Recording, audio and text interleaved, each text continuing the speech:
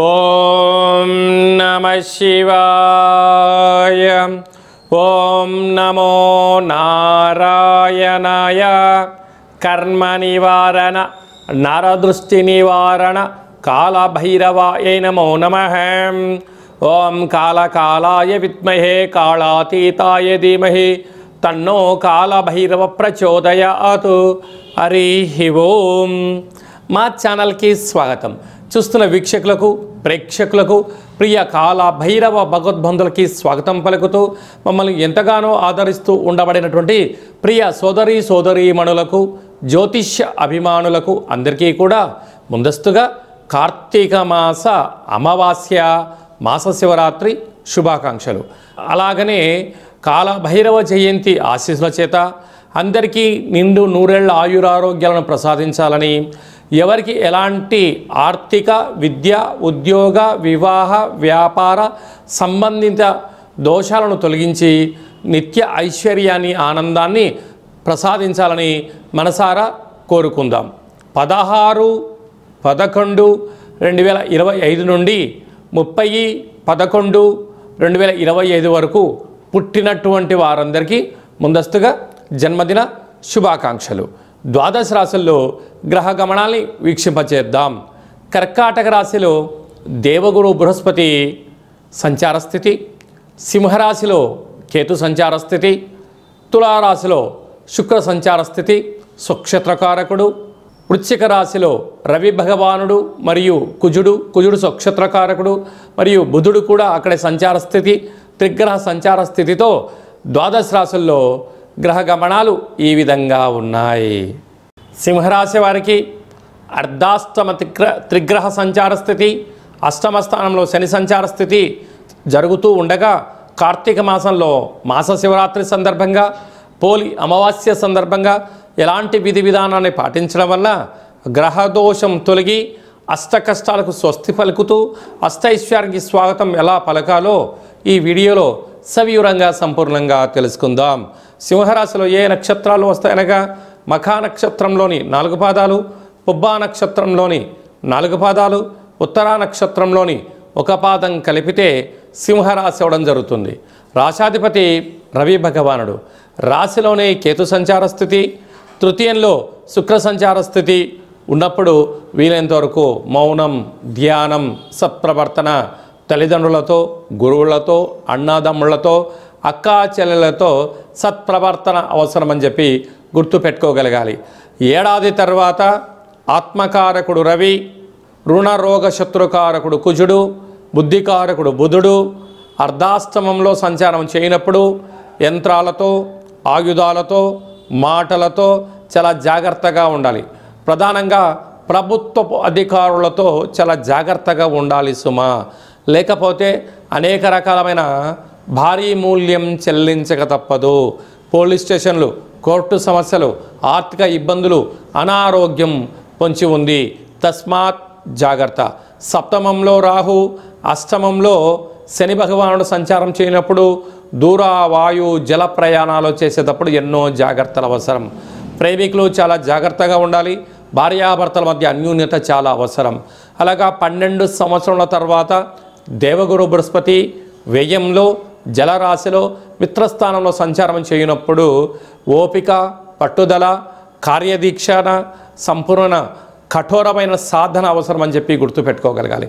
ఇలాంటి కాల సమయంలో మహాదేవుడి దగ్గర ఎర్రటి గుమ్మడికాయను కూష్మాణ దీపంగా ఏర్పాటు చేసుకొని పూజ చేసి, అలాగనే విశేషం నవధాన్యములను నానబెట్టి నవధాన్య సహిత మహాదేవుడికి రుద్రాభిషేకం చేసుకొని ఈ నవధాన్యములను, ఈ దీపాన్ని బ్రాహ్మణోత్తముడికి దానము చేయడం వలన సకల మృత్యు, అపమృత్యు, నరదృష్టి, శత్రుదృష్టి, ఈతిబాధ, సంచిత కర్మ, ప్రారబ్ధ కర్మ, ఆగమిక కర్మ దోష నివారణ కలుగుతుందని చెప్పి గమనించగలగాలి.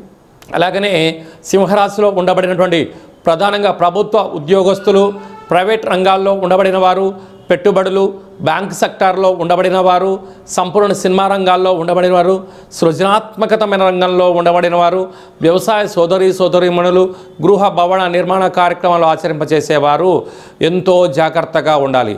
లేకపోతే ఇలా ఫేస్బుక్లో కానీ వాట్సాప్లో కానీ అనేక ప్రసార మాధ్యమాలలో మీరు చేయని తప్పుకు మీరు షేర్ చేసిన పాపానికి భారీ మూల్యం చెల్లించక తప్పదు అని చెప్పి కూడా గమనించాలి. నవంబర్ మాసంలో ముఖ్యమైన పండుగల గురించి క్లుప్తంగా సవివరంగా సంపూర్ణంగా తెలుసుకుందాం. మనకు 18వ తారీఖున సోమవారము మాస శివరాత్రి విశేష సందర్భంగా కార్తీక మాసంలో మనం ఏ రోజైతే ప్రాఢ్యమి నుంచి మాస శివరాత్రి వరకు పూజ చేసుకోలేనటువంటి వారందరూ కూడా మహాదేవుడికి రుద్రాభిషేకము, ఒక దీపాన్ని ఏర్పాటు చేయడము, సాలగ్రామ దానము, స్వయంపాక దానం చేయడం వల్ల మహాదేవుడి యొక్క ఆశీస్సులు ఉంటాయని చెప్పి గమనించగలగాలి.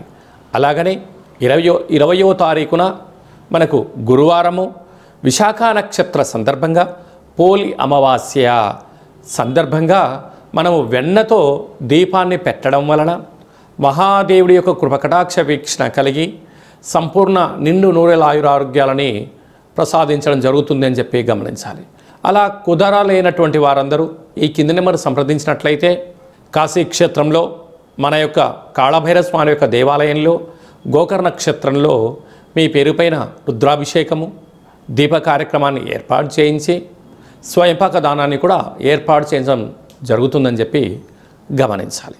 అలాగనే మనకు మార్గశీర్ష మాస శుద్ధ అష్టమి కాళభైరవ జయంతి కనుక కాళాన్ని శాసింపజేసే శక్తి కాళభైరవ స్వామివారికి ఉంటుంది. కనుక స్వామివారి యొక్క ఆశీస్సుల వలన స్మరణ ధ్యానము స్వామివారిని చేయడం వలన దర్శించడం వలన సకలమైనటువంటి వాస్తు దోషము, నరదృష్టి, తంత్రదృష్టి, తాంత్రిక దృష్టి సకల దోషాలు తొలగిపోయి ఐశ్వర్యాన్ని భగవంతుడు ప్రసాదిస్తాడు అని చెప్పి కూడా గమనించగలగాలి.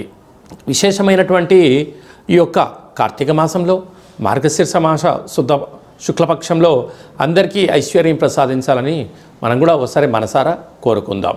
అలాగే మీ వ్యక్తిగత జాతకం తెలుసుకోవాలనుకుంటున్నారా? మీ పుట్టినటువంటి తేదీ, నెల, సంవత్సరము, పుట్టిన సమయాన్ని వ్రాసి పంపించినట్లయితే 100 సంవత్సరముల జాతకాన్ని వ్రాసి సవివరంగా సంపూర్ణంగా మీకు పంపించి మీరు పుట్టినప్పుడు గ్రహ గమనాలు ఎలా ఉన్నాయి, ప్రస్తుతం ఎలా ఉంటున్నాయి, రాబోయే కాలంలో ఎలా ఉండబోతున్నాయో సవివరంగా సంపూర్ణంగా తెలియజేయడం జరుగుతుంటుంది. చాలామందికి పుట్టినటువంటి కాల సమయంలో డేటా బర్త్లో లేనటువంటి కారణం వలన మీ పేరు యొక్క మొదటి అక్షరాన్ని అనుసరిస్తూ రాశిని తెలియచేస్తూ గ్రహ గమనాల్ని చెప్తూ అలాగనే రమణ శాస్త్రం ద్వారా అనగా గవ్వళ ద్వారా కాళభైరవ ఉపాసన చేత భూత భవిష్యత్ వర్తమానాన్ని తెలియజేయడం జరుగుతుంది. కనుక జాతకాన్ని తెలుసుకుందాం, జీవితంలో ఉండబడినటువంటి స్వల్పమైనటువంటి అడ్డంకులను తొలగించుకుందాం, ఐశ్వర్యానికి ఆనందానికి స్వాగతం పలుకుతాము అనేటువంటిది విన్నపం. కనుక ఈ కింది నెంబరు సంప్రదించి వాట్సాప్ ద్వారా కానీ ఫోన్ కాల్ ద్వారా కానీ అపాయింట్మెంట్ తీసుకొని సంప్రదించగలరు. అందరికీ ఈ యొక్క కార్తీక మాసంలో మార్గశీర్ష మాసంలో అద్భుతమైన ఇంకనూ విజయం సాధించగలగాలి అన్నట్లయితే ఈ యొక్క పాత్రను కాళభైరవ స్వామి వారికి అక్షయ పాత్ర అంటారు. అంటే అక్షయము అనగా నశించబడినటువంటిది. అలాగే మనము ఇంట్లో పెట్టుకొని పూజామందిరంలో పెట్టుకొని లేదా వ్యాపార సంస్థలో పెట్టుకొని ఇలా ఒకసారి శబ్దం చేస్తే ఓంకార శబ్దం రావడం జరుగుతుంది.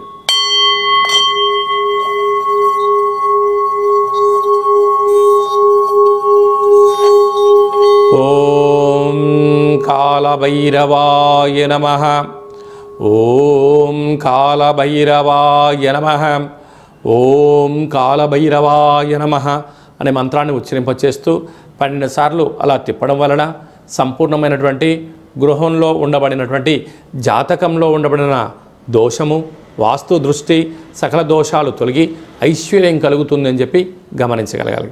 అందరికీ శుభం, జయం, ఐశ్వర్యం, ఆనందాన్ని ప్రసాదించాలని మనం కూడా మనసారా మహాదేవుని కోరుకుందాం. నమస్తే అస్తు భగవన్ విశ్వేశ్వరాయ మహాదేవాయ త్రయంబకాయ త్రిపురాంతకాయ త్రికాగ్నికాలాయ కాలాగ్నిరుద్రాయ నీలకంఠాయ మృత్యుంజయాయ సర్వేశ్వరాయ సదాశివాయ శ్రీమన్మన్మహాదేవాయ నమో నమః. హరి ఓం. మహాదేవుడి యొక్క ఆశీస్సుల వల్ల నిండు నూరేళ్ల ఆయురారోగ్యాలని ఐశ్వర్యాన్ని ప్రసాదించాలని మనసారా కోరుకుందాం. శతమానం భవతు శతాయు పురుష సతేంద్రియ ఆయుష్యేవేంద్రియే ప్రతిష్టతి. ధనం ధాన్యం బహుపుత్రలాభం శత సంవత్సరం దీర్ఘమాయు. సర్వే జనా సుఖినో భవంతు. లోకా సమస్తా సుఖినో భవంతు. సర్వం కాళభైరవ దేవతార్పణమస్తు. హరి ఓం. ఈ వీడియో మీకు నచ్చినట్టయితే లైక్ చేయండి, షేర్ చేయండి. ఆధ్యాత్మిక భక్తి సమాచారాన్ని భగవద్బంధులకు, మిత్రులకు, స్నేహితులకు చేరవేయండి. హిందూ ధర్మాన్ని కాపాడండి.